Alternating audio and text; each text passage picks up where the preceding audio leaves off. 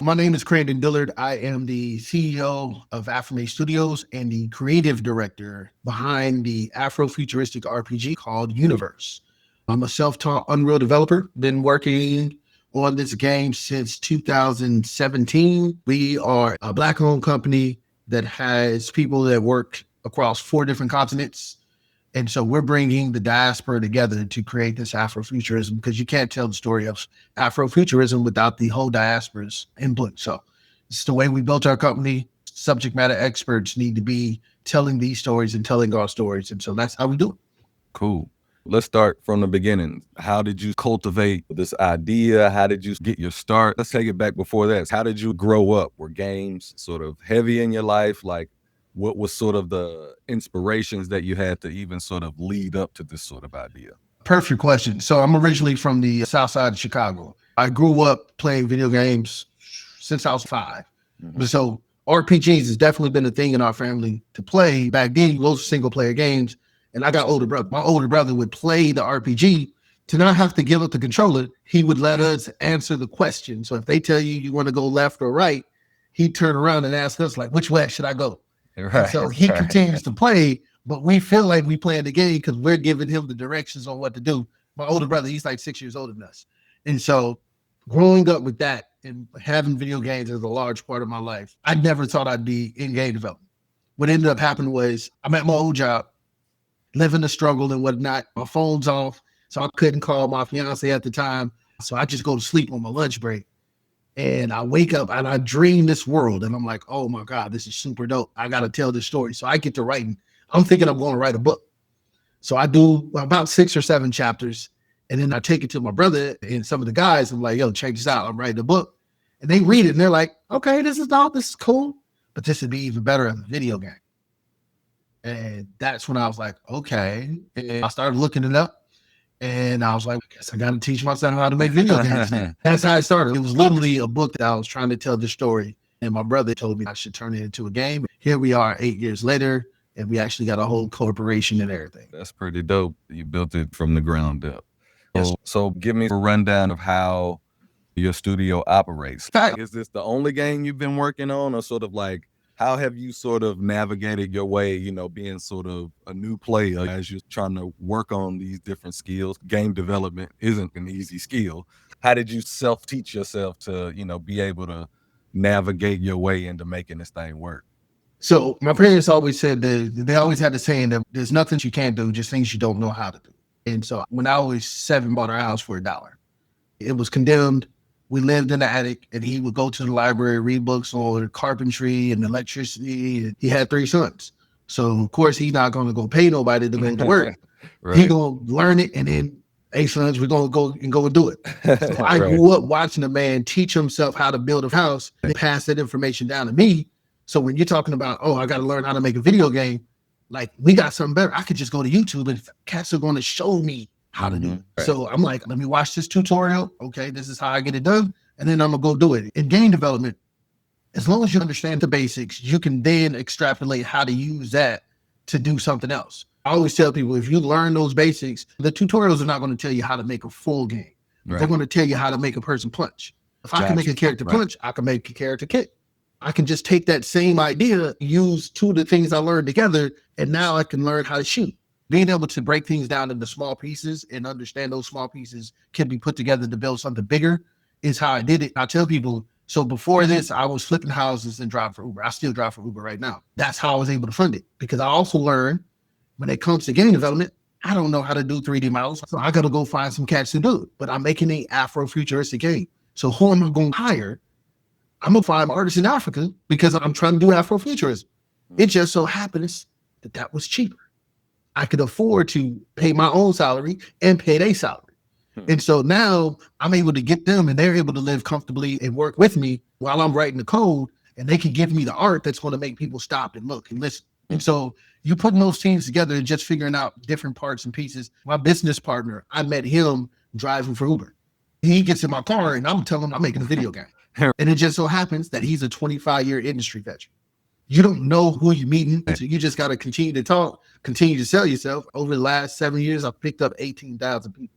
So when you're talking about practicing your pitch, I'm practicing the pitch. Right. 18,000 times. Because every time somebody gets in my car, I know video game development. Would you like to check out my game? Oh yeah, this is the story. This is what we're trying to do. And so all those things just kind of built and built to here we are with an actual product. We dropped our first product on art where we brought in Afro Futurism into the art space. You can do your customization and bring some of that. And of course, we have our demo on Steam in terms of early combat tests and our character creator. We're doing all these things that came from just having this belief that as long as I'm smart enough to learn something, I can figure it out. We've always approached it that way, and it seems to have worked out so far. And so you say you have a working demo on Steam currently? Technically, yes. We are only allowing content creators and streamers to get their hands on it. It's about 30 to 45 minutes of gameplay where we give you a chance to see the basics of what our mechanics are. What is our combat? What is our traversal? An early look at those things so that we can build, because we said we're not going to build in silence. Gotcha. We want the community to be able to tell us like, yo, that's dope, or man, I don't know how we feel about that. Right. We're indie studio. In order for us to continue to build, people have to know what we're doing. Hey, if you need a playtest, holla at your boy. That sounds like some good streaming content right there. What is the name of the game again, just so we clear? Oh yeah, the name of the game is Unyverse. Unyverse. We spell it Unyverse. We black folks. When do we spell anything to nobody? My name is Crandon. It's like Brandon with a C. So Unyverse with a Y. You know what I'm saying? I feel you. That's what's up. I'm gonna check that out. How many people are working with you on this game? How many people you got working? What sort of timelines as far as, you know, a full release or things like that? We are a studio of, depending on the month, depending on the funding, we're all the way up to 18 full-time with 4 interns. Okay. So, you know, when we're fully, like, you know, when we get an influx of investment in, then we full 18. Yeah. When we don't have an influx of investment, then we a team of 1. I got you. It's just, it all depends on, well, it's never a team of 1 because it's my partner. And we have some cats who are just working because they believe in the project. In order for us to get to where we're trying to get to, we got to, you know, some of us have to make sacrifices. Last year, we were at 22 people at one point. In terms of our releases, I like to tell people we're probably 24 months from whenever we are funded. We're working on getting funding now. We're in talks with some of the largest publishers in the world on possibly publishing the game. We're in the green light processes where they finally got the gameplay demo and the character creator. And so they're testing it out to see if this is something they want to bring. We're already approved as a developer for Xbox and PlayStation. I got PlayStation dev kits in the closet, but I'm not cracking them joints open because that's a distraction for me. I can either be trying to put it on PlayStation and not have something ready, or I can be working on the game. And then we'll worry about that when I can actually hire the coders to do that port. So just know we are prepared to be on all major platforms. It's just a matter of us being able to finance that, working on that. So give me a description, background of the game. I'm brand new. Nobody knows the game. So introduce it for everybody so we can get a taste of what it is that we're going to see. Oh, yeah. So Unyverse is an Afro Futuristic RPG. We're giving you a unique world that people have not experienced in the gaming space at all, but we're also a RPG with fighting game mechanics. And so I tell people what makes us different in terms of our gameplay is we're looking to marry the customization and the really cool story that you get with an RPG, but give you the type of combat that you get in a fighting game that requires a bit more skill to master. One of the key terms that my partner always says is easy to play, but hard to master. So you can still button mash if you want. When we talk about having fighting game mechanics, your ability to use your thumbstick to do directional moves. So like if I'm thinking of Street Fighter and I'm throwing a Hadouken, that's a quarter circle. We have a quarter circle move in X, and that fires off a move. If I can do a quarter circle X, or if your PlayStation quarter circle square, triangle, up triangle, square, I had just created my own combo. Only have a few set combos in the game, and then everything else is based off of your ability to input these different moves inside your, you know, within the particular time frame, so you can link these moves together. And so having that kind of customization in terms of how your player plays, we feel like is going to be very unique for the RPG space. And then you take that and, like I said, you put it in the world where we've given you these different special abilities and these different sync abilities that you can then blend into those combos to create something unique. we really do feel like that's going to, from a gameplay standpoint, set us apart where you can't say we feel like any other game out there. And then we give you a whole unique story. So in this story, humans are able to map the rate in which your soul synchronizes with your body. And so we play on the idea that you only use 10% of your brain at any given moment. The average synchronization rate for a soul and a body is 10%. If you can imagine, if I synchronize at a higher rate, maybe I got 12%, I'm probably going to be able to do some extra cool stuff. Right. So now you can start seeing where your abilities come from. It's because you're a sync that has that higher synchronization rate. What you play is what we call a Wendaje. A Wendaje is that term in this world is like basically a freelancer, bounty hunter, that kind of thing. Okay. And so if you need somebody assassinated, you hire a Wendaje to do it. But if you need something delivered, you go hire a Wendaje. I got a private eye. I just, my wife cheating on me. I need you to figure that out. Right. Who are you going to go hire to go in and do the spire and take the pictures? I got you. So you can imagine the different type of contracts as a Wendaje you'd be able to go and do. And so we're giving you all these different things that you can try out and do.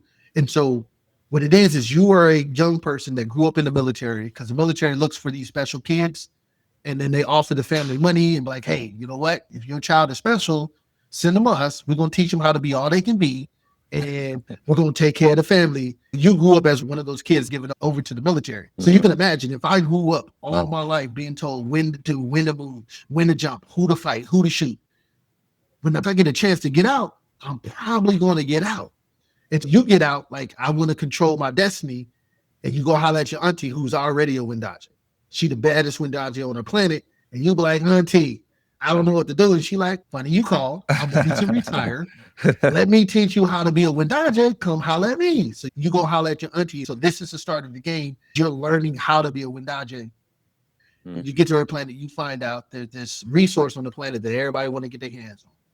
So the government wants to get their hands on it. The intergalactic government wants, the military she just left wants to control it. The people want it. And so you as a freelancer can work for anybody. Who are you going to take contracts with to help them get control of this resource that has the ability to change the trajectory of the universe? You're trying to build your business, but you're also having to deal with all this intrigue of everybody else having their own stuff. And you're kind of like the linchpin that makes those decisions that changes how the world and how the universe is going to function. And asking those hard questions. Are you really a hero?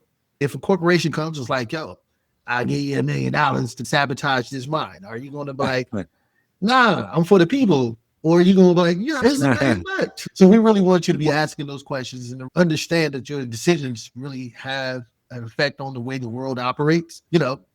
If you're spending all this time with our character creator and creating your character and you're living with this character, and then we give you hard questions that you have to answer, you're going to really feel like that character. So we feel like those are the things that make you want to continuously play the game and possibly replay the game after you try it one way and you help somebody else out. Now you want to see how the world reacts to different options and choices. Giving you those things is what we've been building and working on to really make it feel like something. And how long of an experience are you thinking? Like how big of a world, how big of a game are you thinking, putting together? Our goal is to be around 25 to 30 hours of main gameplay. Now, we want you to spend some time and live in this joint. So if you want to go and do every side quest, every side mission, you may spend more than that, but we're looking at 25 to 30 hours. We feel like it's a good introductory to the world and universe and getting everybody a chance to see what that is before we jump out to do some open world, super large. Let that be for game 2. That was going to be my next question. Do you have any ideas or future plans for a second game or more games? Because this project you've been working on this one for a while. So sort of how you feeling about, working on a different game or continuing to better this game? How are you sort of working with, splitting your time, trying to get funding and all the different things that go into it? Yeah. So the game that we're making is a watered down version of the game that I wanted to make. Okay. Because we understood that the idea I had would require a much larger studio than we're able to start with. Mm-hmm. So we said, let's do something that we can accomplish and give people a snapshot inside the universe. Let that be successful. Then open up the world and have all the different classes, then let you play in a world that allows you to have even more control and even more variety in the players. And I am a story guy, so I have 3 or 4 other IPs in my head right now that I'm like, we're going to go and do. One of the things that I understood is I'm self-taught. I'm not a specialist at anything. There's going to be a point where we're going to be able to hire people who specialize in the stuff that I do now, which then is going to make me be in the way.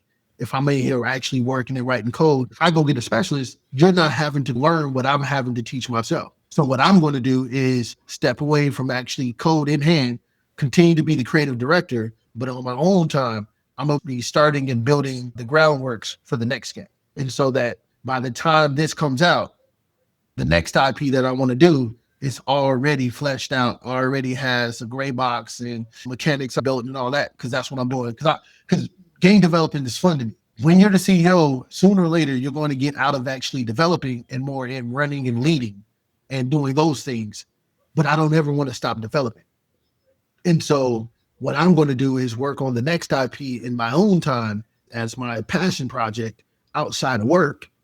And then when it comes time to bring that, I can bring that to the team and be like, hey guys, check out this new, oh, yo, that's hard. Okay. Right. Now we already have the next IP because we don't want to be just known for one IP.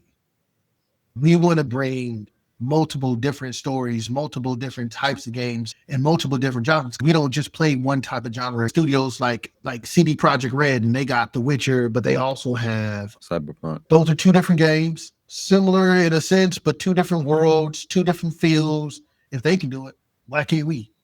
So just know that the next game we do outside of Unyverse is probably not going to be an action RPG. I've already been brainstorming and pages of what this next joint is. I've already been doing my research in terms of the games that I'm playing now that help me with that. Because like right now, I'm like, well, my work time, I'm working going Unyverse.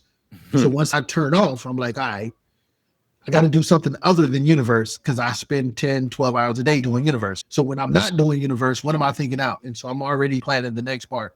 Our goal is to be a publisher. Afrime Studios, the goal is to be a publisher because when I'm in these rooms and I'm talking and I'm pitching these publishers, not once am I talking to a major Black publisher.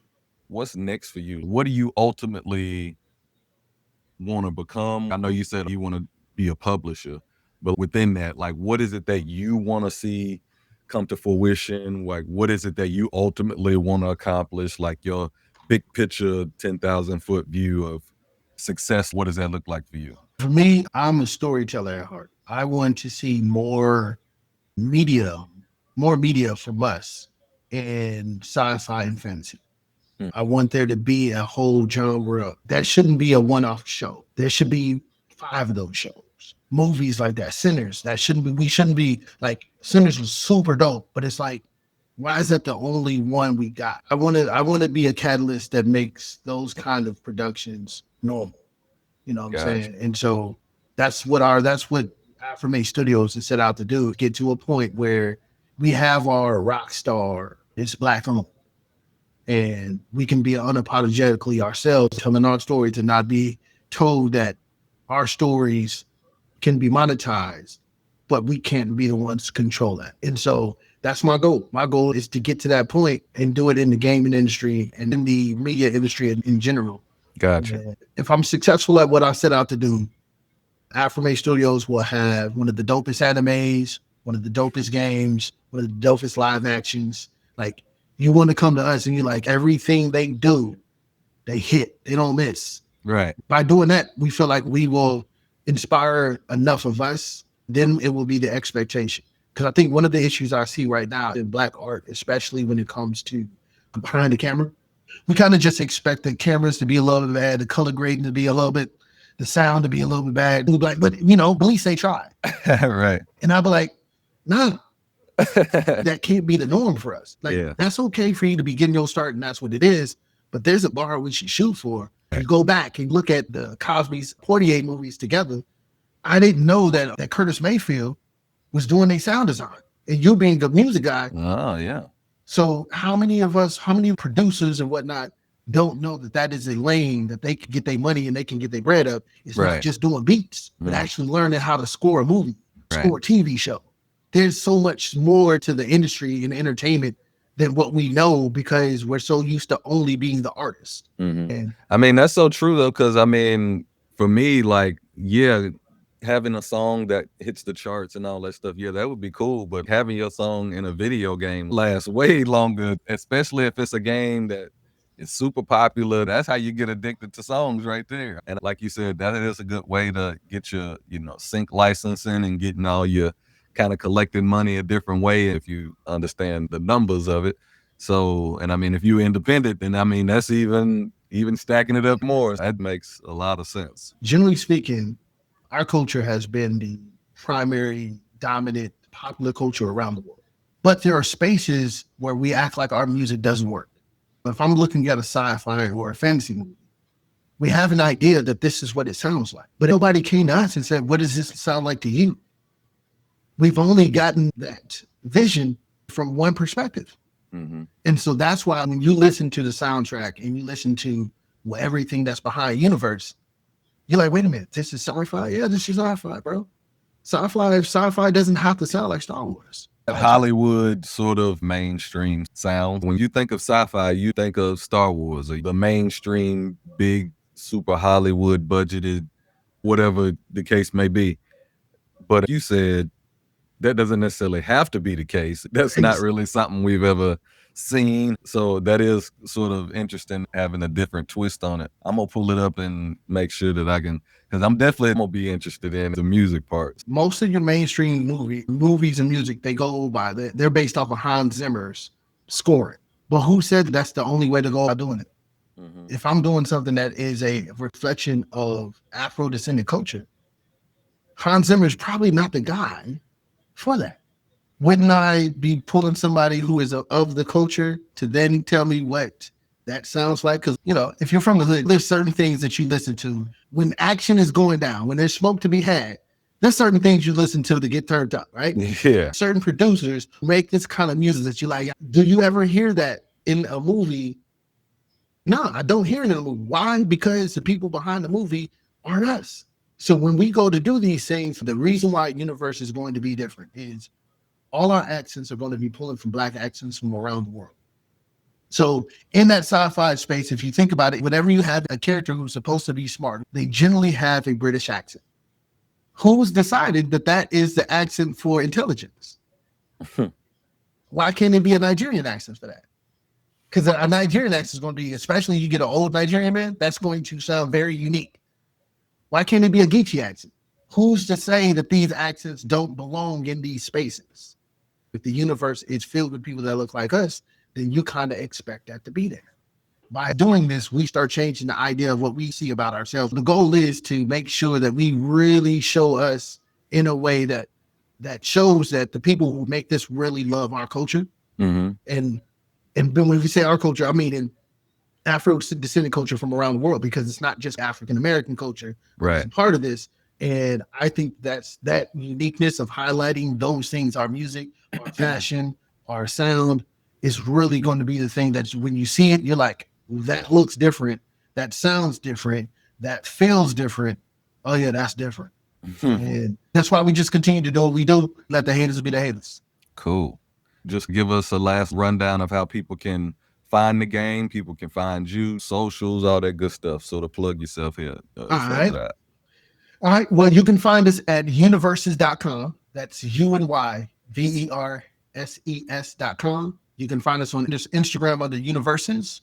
All of our socials are generally just Unyverses because we put everything we do there, whether it's art for an upcoming anime, and you'll find that on our socials. And once again, that's UNYVERSES.com. There's a link tree for all the socials on there. And then just, you can holler us on Discord. We have a Discord where we're always in there. I'm always in there developing. I literally hopped out the Discord to do this. And once I jump out, I'm going to be back in there, our character creator right now. Okay. So matter of fact, am I able to share a screen? Bro, check this out. Ahead. This is what I'm working on right now. Hopefully y'all can see our attempt to really capture Afro-descendant here in games in a way that hasn't been done before. And so when we're talking about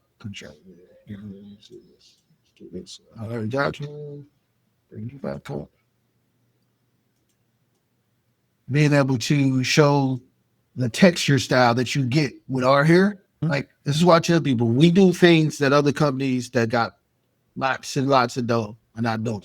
And so these are the kind of way, like literally I am working inside, Maya creating hair, as you can see, because I'm not even like literally I only did half the hair right now. I still got to get his fade. Right. So these are the things what I'm saying when I'm telling people, like, we are actively working every day to bring this game and to bring options that other companies are saying we're not doing.